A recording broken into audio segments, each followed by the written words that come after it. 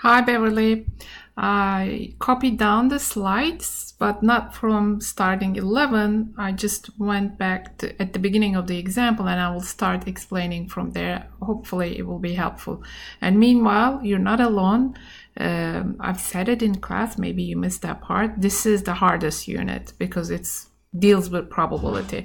However, we're not going to stay so long with the probability. We just need the basic parts of probability, and I will mention that on Monday. So anyhow, this is the problem. So it says that 6% of damaged iPads were damaged by backpacks or bags. So we do have 6% damaged iPads through the backpacks or bags, and 94% of them will be undamaged. It could be, or it could be damaged from other ways. Okay. Or could be damage some other way. So this is what 94 is coming from. So 6% is damage through backpack, 94% either undamaged or could be damaged some other way. So this is what we need to get from the first slide. All right, continue. So we're defining an event. We're saying that let event A shows that at least one of the 20 damaged iPads was damaged in the backpack. So we're taking 20 and all 20 of them are damaged. So n equals 20, all of them are damaged. Okay. So identify the event that is complement. So what is the complement event? The event itself and the complement event should be add to 1. Okay, so the complement event is not getting at least 1.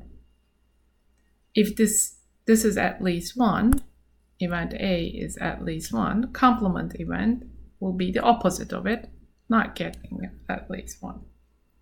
So what do we want to mean here? It's a transition. So probability of event A, that's what I need you to get from this slide. This is the proof of it, actually. Okay, so this jump is a proof for this theorem. If you're finding a probability of an event,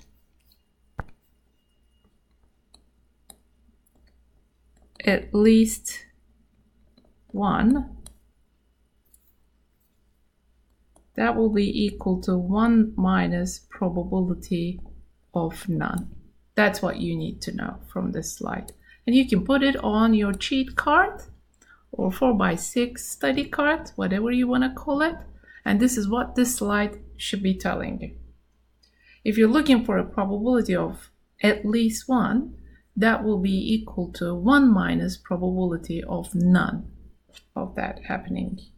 Right? So when you look at here, so what did we call up there? Not getting at least 1. Not getting at least 1 will be equal to all 20 iPads will be damaged in a way other than backpack.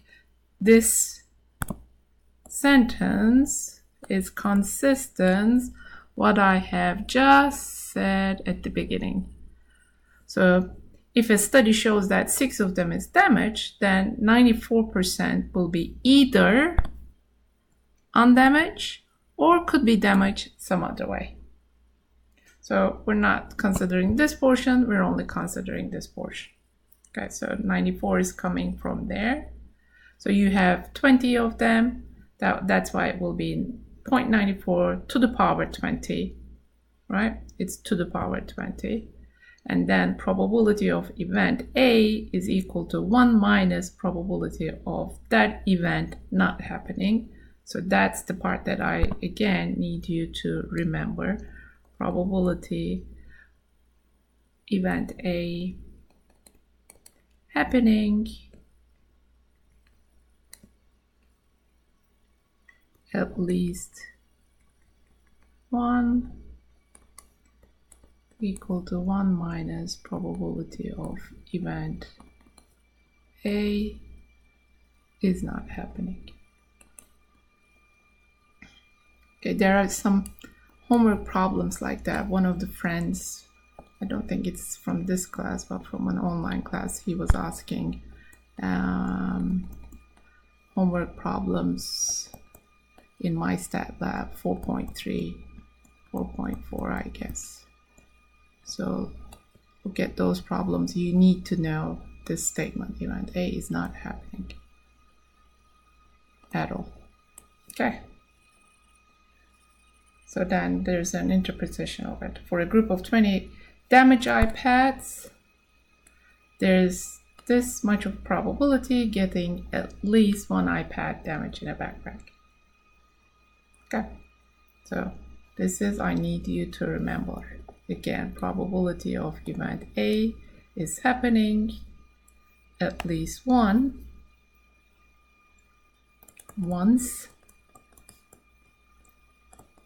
is equal to 1 minus probability of event A is not happening at all. This part is important.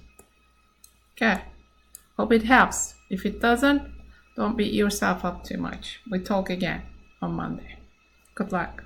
Bye.